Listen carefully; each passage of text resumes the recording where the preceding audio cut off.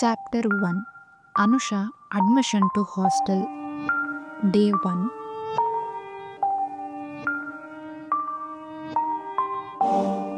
ಚನ್ನಪಟ್ಟಣದ ಪಕ್ಕ ಇರೋ ಒಂದು ಚಿಕ್ಕ ಹಳ್ಳಿಯಲ್ಲಿದ್ದ ಅನುಷಾ ಹೈಯರ್ ಎಜುಕೇಷನ್ಗೆ ಅಂತ ಬ್ಯಾಂಗ್ಳೂರ್ಗೆ ಬರ್ತಾಳೆ. ಕಾಲೇಜ್ಗೆ ಅಡ್ಮಿಷನ್ ಆಗಿರ್ತಾಳೆ. ಯಾವ ರಿಲೇಷನ್ಸ್ ಕೂಡ ಬ್ಯಾಂಗ್ಳೂರಲ್ಲಿ ಇಲ್ಲದೆ ಇರೋ ರೀಸನ್ನಿಂದ ಒಂದು ಗರ್ಲ್ಸ್ ಹಾಸ್ಟೆಲ್ ರೆಫರ್ ಮಾಡಿ ಅಂತ ಪ್ರಿನ್ಸಿಪಲ್ನ ಕೇಳ್ತಾಳೆ. ಪ್ರಿನ್ಸಿಪಲ್, ಅಯ್ಯೋ ಆಲ್ರೆಡಿ ಎಲ್ಲ ರೂಮ್ಸ್ ಬುಕ್ ಆಗಿಬಿಟ್ಟಿದೆ ಅಂತ ಹೇಳ್ತಾರೆ. ಆಮೇಲೆ ಒಂದು ಸಾರಿ ನೋಡಿ ಹೇಳ್ತೀನಿ ಅಂದಾಗ 7ನೇ ಫ್ಲೋರಲ್ಲಿರೋ 401 ರೂಮ್ ಫ್ರೀ ಇರೋದು ಗೊತ್ತಾಗುತ್ತೆ. ಕಾಲೇಜ್ ಕಟ್ಟೋ ಟೈಮಲ್ಲಿ ಇಂಜಿನಿಯರ್ಗೂ ಕಾಲೇಜ್ ಮ್ಯಾನೇಜ್ಮೆಂಟ್ಗೂ ಜಗಳ ಆಗಿ 7ನೇ ಫ್ಲೋರಲ್ಲಿ 8 ರೂಮ್ ಬರಬೇಕಾಗಿರುತ್ತೆ. ಆದರೆ ಜಗಳದಿಂದ ಬರೀ 1 ರೂಮ್ ಮಾತ್ರ ಕಟ್ಬಿಟ್ಟಿರ್ತಾರೆ. ಆ ರೂಮ್ ಖಾಲಿ ಇದೆ ಅಂತ ಪ್ರಿನ್ಸಿಪಲ್ಗೆ ಪಿಯಾನ್ ಹೇಳ್ತಾನೆ. ಪ್ರಿನ್ಸಿಪಲ್, 1 ರೂಮಲ್ಲಿ 2 ಉಳ್ಕೋಬಹುದು, ಅದು ಮಾತ್ರ ಈಗ ವೇಕೆನ್ಸಿ ಇದೆ, ಓಕೆನಾ ಅಂತ ಕೇಳ್ತಾರೆ. ಆಯಿತು ಸರ್, ಅದೇ ಕೊಡಿ ಅಂತ ಅನುಷಾ ಒಪ್ಕೋತಾಳೆ. ಸರಿ ಅಂತ ಲೆಕ್ಚರ್ಗೆ ಸೈನ್ ಮಾಡಿ ಅಲ್ಲಿಂದ ಹಾಸ್ಟೆಲ್ ಕಡೆ ಹೊರಡ್ತಾಳೆ. ಅನುಷಾ ರೂಮ್ ಹತ್ರ ಬರೋಷ್ಟರಲ್ಲಿ ಸಂಜೆ 6 ಗಂಟೆ ಆಗಿರುತ್ತೆ. ಸೂರ್ಯ ನಿಧಾನಕ್ಕೆ ಮುಳುಗ್ತಾ ಇರೋ ದೃಶ್ಯ ಅನುಷಾಗೆ 7ನೇ ಫ್ಲೋರಿಂದ ತುಂಬ ಚೆನ್ನಾಗಿ ಕಾಣಿಸ್ತಾ ಇರುತ್ತೆ. ಕೆಳಗಡೆ ನೋಡಿದ್ರೆ ಕೆಳಗಿಂದ 7ನೇ ಫ್ಲೋರ್ ತನಕ ಪ್ರತಿ ರೂಮ್ನ ಮುಂದೆ ಲೈಟ್ ಆನ್ ಆಗಿರುತ್ತೆ. ಆದರೆ ಅನುಷಾ ಬಂದಿರೋ ಆ ಒಂದು ರೂಮ್ ಲೈಟ್ ಆಫ್ ಇರುತ್ತೆ. ಎಷ್ಟೋ ವರ್ಷದಿಂದ ಆ ರೂಮ್ಗೆ ಯಾರು ಬಂದಿರಲ್ಲ ಅಂತ ಪಿಯೋನ್ ಹೇಳಿರ್ತಾನೆ. ಅಯ್ಯೋ ಕ್ಲೀನ್ ಮಾಡಬೇಕಲ್ಲ ಅಂತ ಟೆನ್ಷನಲ್ಲಿ ಬಂದು ರೂಮ್ ಡೋರ್ ಲಾಕ್ನ ಓಪನ್ ಮಾಡ್ತಾಳೆ. ಎಲ್ಲಿ ನೋಡಿದ್ರೂ ಧೂಳಿರುತ್ತೆ, ರೂಮ್ ಫುಲ್ಲು ಕೊಳೆ ಇರುತ್ತೆ ಅನ್ನೋ ಕಲ್ಪನೆಯಲ್ಲಿ ಓಪನ್ ಮಾಡಿ ನೋಡ್ತಾಳೆ. ಆದರೆ ರೂಮ್ ತುಂಬ ಕ್ಲೀನಾಗಿರುತ್ತೆ. ಯಾರೋ ಬಂದು ಅನುಷಾ ಬರ್ತಾಳೆ ಅನ್ನೋ ಥರನೇ ಕ್ಲೀನ್ ಮಾಡಿ ಹೋಗಿದಾರೇನೋ ಅನ್ನೋ ಥರ ಇರುತ್ತೆ. ಇದನ್ನು ನೋಡಿ ಫುಲ್ ಖುಷಿಯಾಗುತ್ತೆ ಅನುಷಾಗೆ. ಸದ್ಯ ಕ್ಲೀನ್ ಮಾಡೋ ಟೆನ್ಷನ್ ತಪ್ಪಲ್ಲ ಅಂತ ಅಲ್ಲೇ ಬೆಡ್ ಪಕ್ಕದಲ್ಲಿ ಲಗೇಜ್ನ ಇಟ್ಟು ರೂಮ್ ಡೋರ್ನ ಲಾಕ್ ಮಾಡಿ ಬೆಳಗ್ಗೆ ಬೇಗ ಎದ್ದೇಳಬೇಕು, ಮಲ್ಕೊಳ್ಳೋಣ ಅಂತ ಬ್ಯಾಗಲ್ಲಿ ಊರಿಂದ ತಂದಿದ್ದ ಲಂಚ್ ಬಾಕ್ಸ್ ಓಪನ್ ಮಾಡಿ ಊಟ ಮಾಡಿ ಮಲ್ಕೋತಾಳೆ.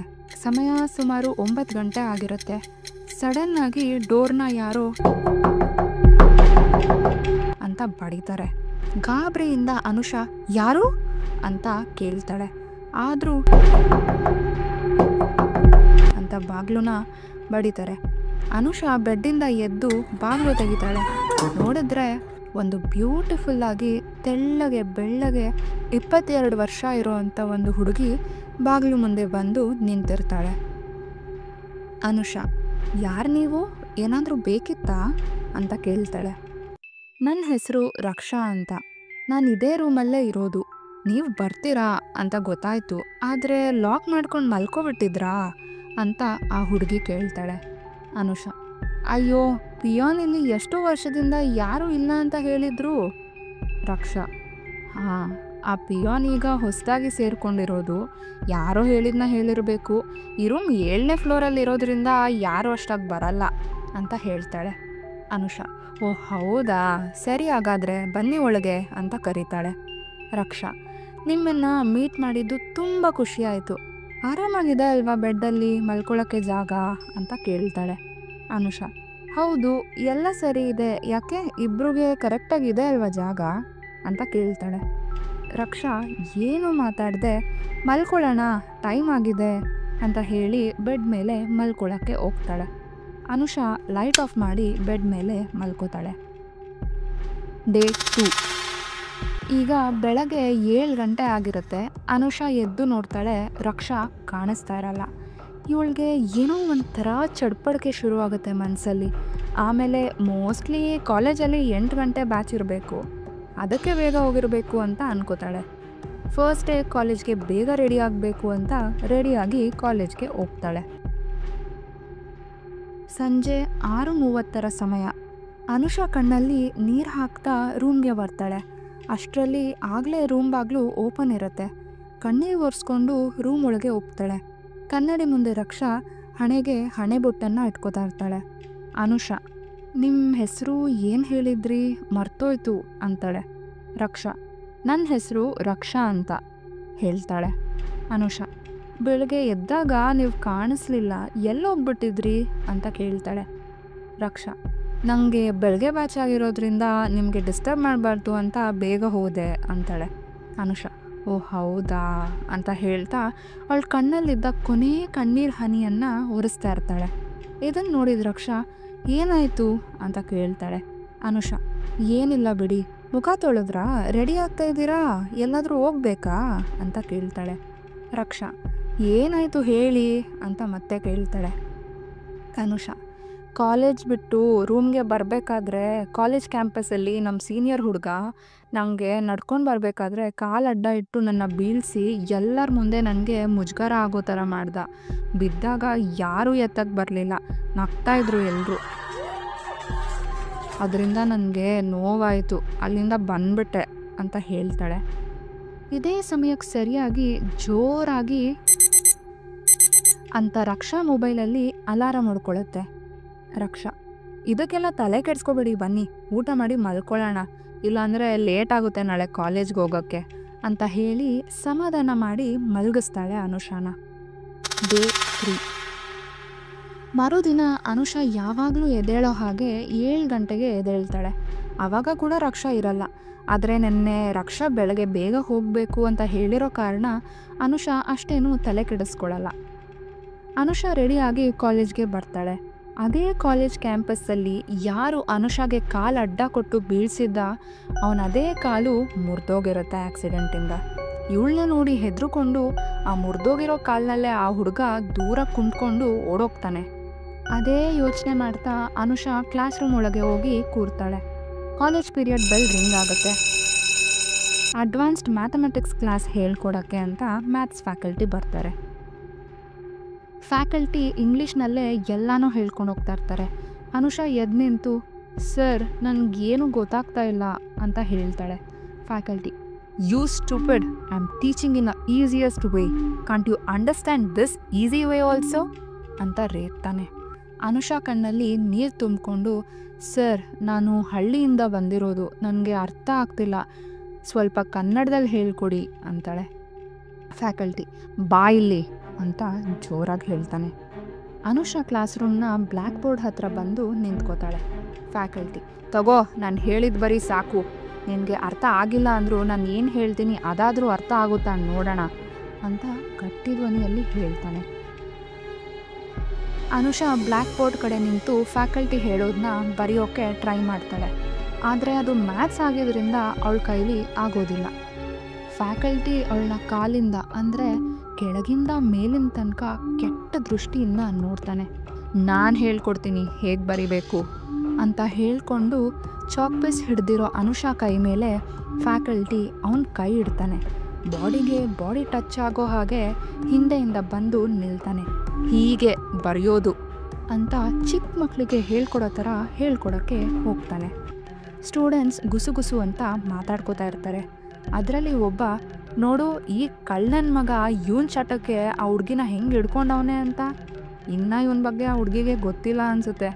ಓ ದೇವ್ರೇ, ನೀನು ನಿಜವಾಗ್ಲೂ ಇದ್ದರೆ ಆ ಕಳ್ಳನ ಮಗನ ಕೈನ ಇಲ್ಲದೆ ಇರೋ ಥರ ಮಾಡಪ್ಪ, ನಿಂಗೆ ನನ್ನ ಪಕ್ಕ ಕೂತಿರೋ ಫ್ರೆಂಡ್ ತಲೆನ ಮುಡಿ ಕೊಡಿಸ್ತೀನಿ ಅಂತ ಹೇಳ್ತಾನೆ. ಅನುಷಾ ಕಣ್ಣಲ್ಲಿ ಫುಲ್ ನೀರು ತುಂಬಿಕೊಂಡು ಬಾಡಿ ಟಚ್ ಮಾಡ್ತಾ ಇರೋ ಆ ಫ್ಯಾಕಲ್ಟಿ ಬಗ್ಗೆ ತುಂಬ ಕೋಪ ಮಾಡಿಕೊಂಡು ಬರಿತಾ ಇರ್ತಾಳೆ. ಕಾಲೇಜ್ ಲಂಚ್ ಪೀರಿಯಡ್ಗೆ ಬೆಲ್ ರಿಂಗ್ ಆಗುತ್ತೆ. ನಾಳೆ ಕ್ಲಾಸ್ ತಗೋತೀನಿ ನಿನಗೆ ಅಂತ ಹೇಳಿ ಫ್ಯಾಕಲ್ಟಿ ಹೊರಡ್ತಾನೆ. ಅನುಷಾ ಅವತ್ತು ಮಧ್ಯಾಹ್ನನೇ ಕಾಲೇಜಿಂದ ಹಾಸ್ಟೆಲ್ ರೂಮ್ಗೆ ಬಂದುಬಿಡ್ತಾಳೆ. ಬಂದು ಬೆಡ್ ಮೇಲೆ ತಲೆ ಬಗ್ಸಿ 2 ಮಂಡಿಯನ್ನು ಕೆಳಗೂರಿ ಅಳ್ತಾ ಇರ್ತಾಳೆ. ಕಣ್ಣೀರು ಜಾಸ್ತಿಯಾಗಿ ಕಣ್ಣೆಲ್ಲ ಊದ್ಕೊಂಡು ಮೂಗೆಲ್ಲ ಕೆಂಪಾಗಿ ಅನುಷಾಗೆ ತಲೆ ಹಿಡ್ಕೊಂಡಿರುತ್ತೆ. ಅವಳು ಬಂದು 5 ನಿಮಿಷಕ್ಕೆ ರಕ್ಷಾ ಕೂಡ ಬಂದುಬಿಡ್ತಾಳೆ. ರಕ್ಷಾ, ಏನಾಯಿತು ಅನುಷಾ ಅಂತ ಕೇಳ್ತಾಳೆ. ಅನುಷಾ ಅಳು ತಡೆಯೋಕ್ಕಾಗದೆ ಬಿಕ್ಕಿ ಹತ್ಬಿಡ್ತಾಳೆ. ರಕ್ಷಾ, ಅರೇ ಏನಾಯಿತು ಹೇಳಿ. ಅನುಷಾ ಕಾಲೇಜಲ್ಲಿ ಮ್ಯಾಥ್ಸ್ ಕ್ಲಾಸಲ್ಲಿ ಏನಾಯಿತು ಎಲ್ಲ ಹೇಳ್ತಾಳೆ. ಅದೇ ಟೈಮ್ಗೆ ರಕ್ಷಾ ಫೋನಲ್ಲಿ ಅಂತ ಮತ್ತೆ ಅಲಾರಾಮ್ ಹೊಡ್ಕೊಳತ್ತೆ. ಅನುಷಾ, ಅದು ಸರಿ, ಯಾಕೆ ನೀವು ಬೇಗ ಬಂದಿರೋದು ಅಂತ ಕೇಳ್ತಾಳೆ. ರಕ್ಷಾ, ನೀವು ಬಂದ್ರಲ್ಲ ಅದಕ್ಕೆ ಅಂತ ಹೇಳ್ತಾಳೆ. ಅನುಷಾ, ಏನು ನಾನು ಬಂದೆ ಅಂತನಾ ಅಂತ ಕೇಳ್ತಾಳೆ. ರಕ್ಷಾ, ನೀವು ಕಾಲೇಜಿಂದ ಅಳ್ತಾ ಮಧ್ಯದಿಂದ ಹೊರಟಿದ್ದು ನೋಡಿದೆ, ಅದಕ್ಕೆ ನಿಮ್ಮನ್ನ ಫಾಲೋ ಮಾಡ್ಕೊಂಡು ಬಂದೆ ಅಂತ ಹೇಳ್ತಾಳೆ ಅನುಷಾ.